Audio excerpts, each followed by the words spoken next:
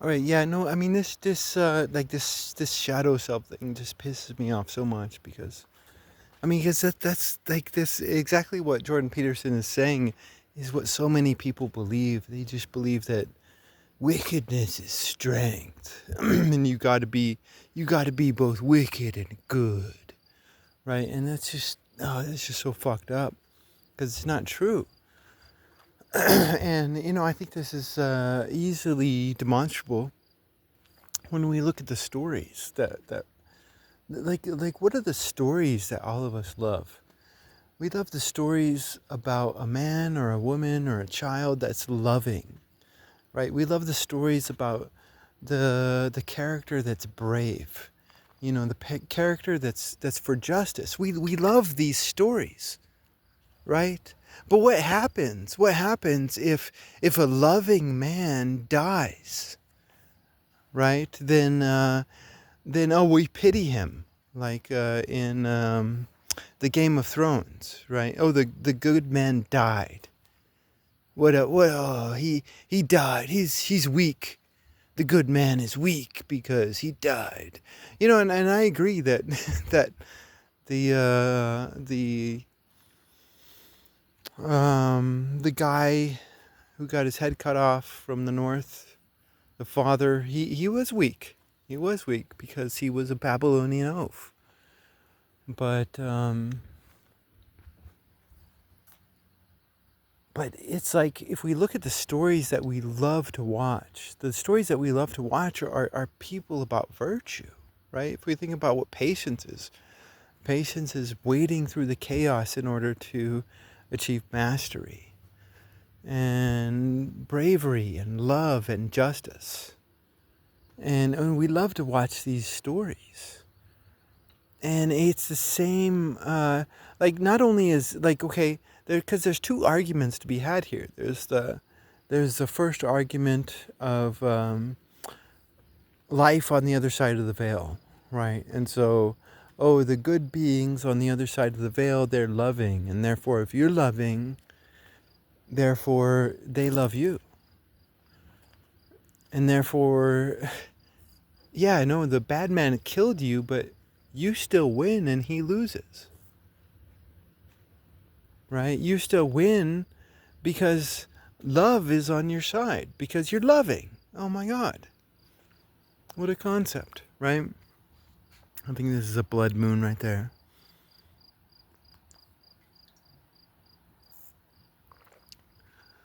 But anyways, but there's the second argument, and to me, the second argument is the most powerful argument because it's like, why would you do anything for rewards on the other side or punishments on the other side when there might not even be a fucking other side, right? And it just goes back to this: we love the stories of virtuous people. It's just that simple. Like, we don't like the stories today because the characters aren't virtuous. They're a bunch of Karens who are being glorified, right? They're a bunch of greedy, stupid, foolish motherfuckers who are being glorified. Vain heroes who are being glorified. They're not true heroes of bravery and love. Like that. That's the stories that we like. Um, I mean, one of the stories that I like is what's it called? It's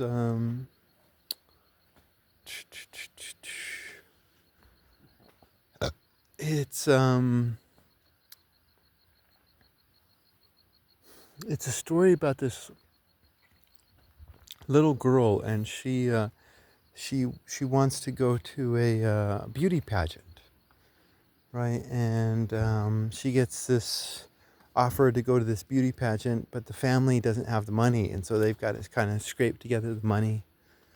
Um, and it's this broken family. It's this broken family with all these broken people. And but at the end of the story, what you see is the family is redeemed. The family is bonding and the family is together at the end of the story. They're dancing together and they don't give a fuck. And we love the healing of this family that takes place. It's like, yeah, we love the healing of this family. It's like in the early part of the United States, they would bring over the black slaves, but they would also bring over Irish immigrants, right? And the Irish immigrants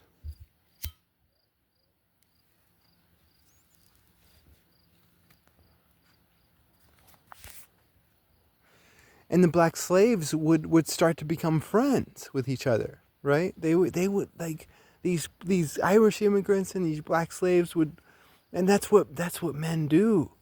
Like all this division in our world is artificially created in order, by the defense industries, basically. Because if two men get together, it doesn't matter their fucking color or language or whatever. It's like men, they fucking like each other and they'll fucking give each other a hard time, but there's fucking love there. And the slave masters who are a minority of the white population, right? I looked into my family history, and there's no fucking slave owners in my family history, and then there's not a whole lot of slave owners in a lot of the people's history of the United States. The slave owners were a minority of the population, and these slave owners were like, oh my God, these blacks and these Irish are getting too friendly. What if they rebel? That would be bad. So there were laws that were made to keep the blacks and the poor Irish workers away from each other. Right? There were laws that were made to try to divide and conquer the human population. Right? Because the natural reality is that, all this division is artificially created. I mean, if it doesn't matter the skin color or the language or the gender or the age, like if two people are just chill and loving, then they can get along. Right? It's all the toxic motherfuckers out there. And that's why in this Torah stuff that I'm reading, it's like one of the major themes is to purify your household. If you want to be happy in life, you have to purify your household. You have to get rid of all the false faces who tell you they love you when they don't. You have to be wise enough to tell the difference between them, right? And unfortunately, the rabbis and the priests and the imams aren't letting us know who the toxic people are, because they're so caught up in theology, right? They're so caught up in Greek fucking theology. Oh my God, fucking idiots, all of them, every single fucking one of them, because God is fucking love, and love is powerful. But even if there is no God, and even if there is no afterlife, it's still better to be a person that is able to bond with another. It is still better to be a person that is able to bond with another than to be a person that is successful but is incapable of bonding with others, right? Like the narcissist and the haters and the dominators and the greedy men out there and the liars. Like, they're not strong, they're weak. They're by themselves. They gather others around them as a front. It's a lie.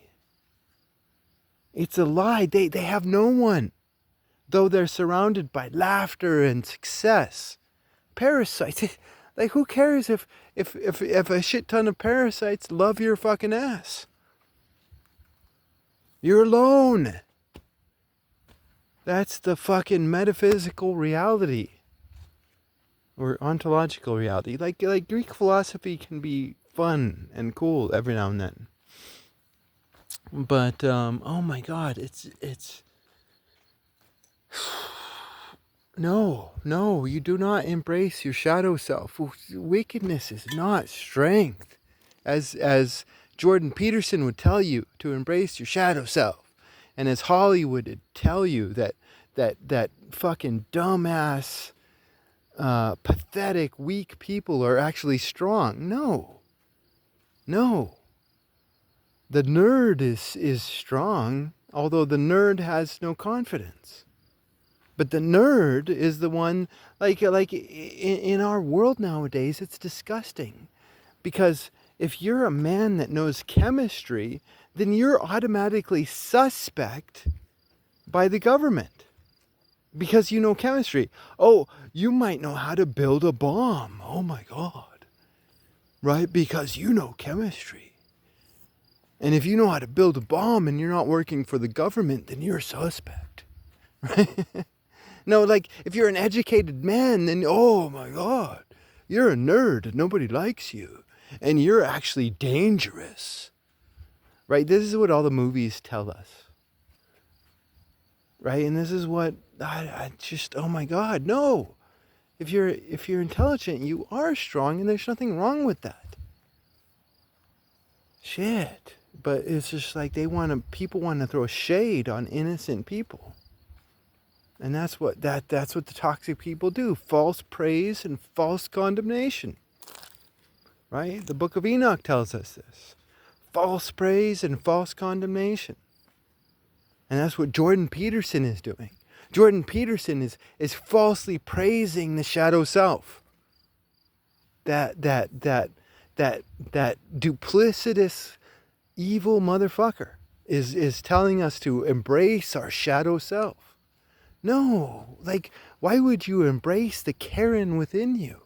Why would you embrace the narcissist within you? Why would you embrace the hater within you? This is weakness, not strength. The shadow self does not give you strength. Though you win in this life. That's what the blessings and curses are in the Torah. Oh yeah, you win in this life, but no, you don't. No, you don't. Because not only do you have the stark metaphysical reality that love is bond, and the bond is strength. But you also have the esoteric reality that innocent, pure love is not going to want anything to do with you. Innocent, pure love. Like, if there is an afterlife, if there is another side of the veil, then innocent, pure love is not going to want anything to do with the fucking haters. They're not going to want anything to do with the fucking haters. They're going to be like, fuck you, because it's about purity. Fuck you, get the fuck away from me. Like, that's what this life is all about. It's all about fooling people. It's all about putting on a false face. But you cannot put on a false face in front of Yahweh. You can pretend all you want, and you can fool your friends, you can fool your family, but you're not going to be able to fool Yahweh. You're not. So you have two stark realities confronting you. Not only the scientific reality that love is capable of a bond, while toxic behavior is isolation and loneliness. Pretending to be loving and strong and you're of the community and you're of the tribe. You love the tribe, like the fucking nationalists. The nationalists love the fucking tribe. Ugh. Fuck the nationalists. They're haters who are incapable of bonding. They're not of the tribe.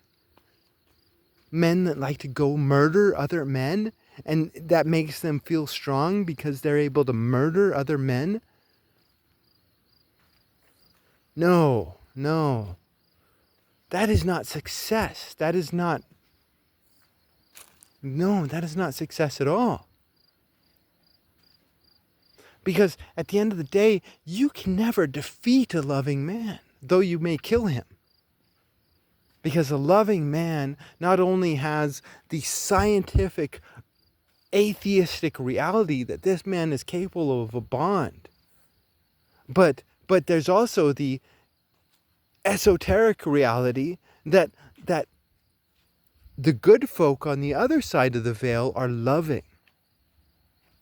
They are loving, and if you're loving, then you win. Whether your head gets cut off or not. Okay? Because everyone out there loves this Ned Stark. And they're like, oh, poor guy. He was a good guy, but he got killed. But the other side of the veil is the same way. They're like, fuck yeah for Ned Stark. Fuck yeah, what a badass. He won. He won, just like you win in the halls of Valhalla. Bravery itself is success. Because if there are good beings on the other side of the veil, then they will be loving and brave. And bravery and love is success. Death and life and poverty and richness are not the qualities of virtue.